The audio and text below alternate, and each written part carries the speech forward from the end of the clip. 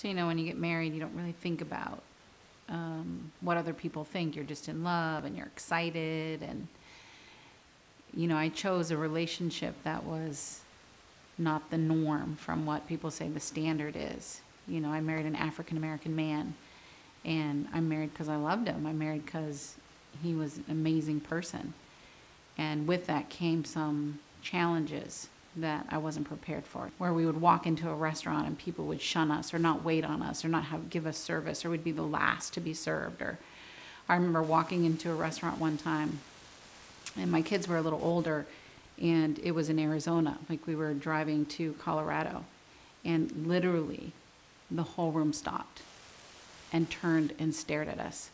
And so each one of these little obstacles or challenges just threw in my face, what must people of color experience every single day, and how lucky and sheltered am I that I don't even know. And then taking it one step further, now what about my children?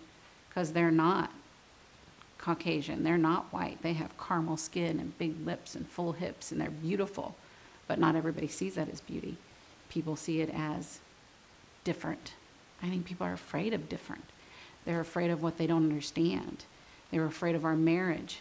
And realizing that this relationship that I chose out of love, out of possibility, pulled something out of me I didn't know I had, pulled something out of my kids, made me make a stand in life that wasn't easy or comfortable. And who knew, just because you choose someone for love, that you go down a certain path. So, seeing how people can be so small and so narrow-minded. And so part of my journey has been about opening that light. Part of my journey has been about showing people that I'm the same as you. You're the same as me. Because underneath, we're all the same. The first time I read it, it was really interesting because I think as the child, you just get to come out on the other side. And if you never hear your parents talk about it, then you just made it through. And there wasn't anything to kind of have made it through. But when you hear about the hand that kind of guides you along the way, you get to see the path a little bit more clearly.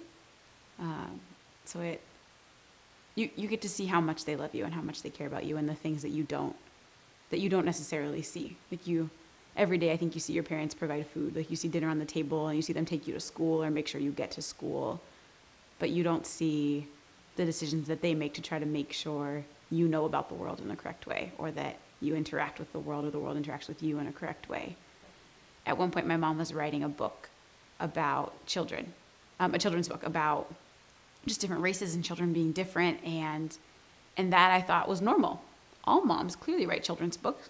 All moms illustrate children's books with African-American children, Latino children, Asian children, across the gamut. Of course, that's what all children must grow up with. And then getting to look back now and knowing that I am the person that I am because my mom cared enough to do so, to take time to sit with a children's book writer when she was in the middle of running 2 businesses because her children needed to see a book with kids of different colors around the world. And I don't know, I think looking back, it's so much bigger of a blessing, like knowing now, because I didn't know then.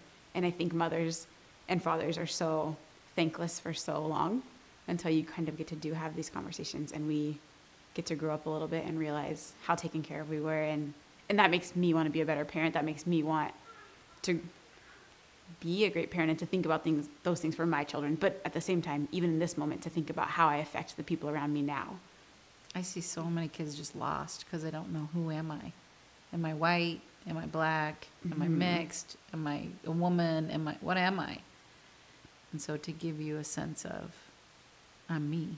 I'm beautiful. I'm beautiful with my curls. I'm beautiful with it straight. I'm beautiful because I'm caramel. I'm beautiful because I'm me.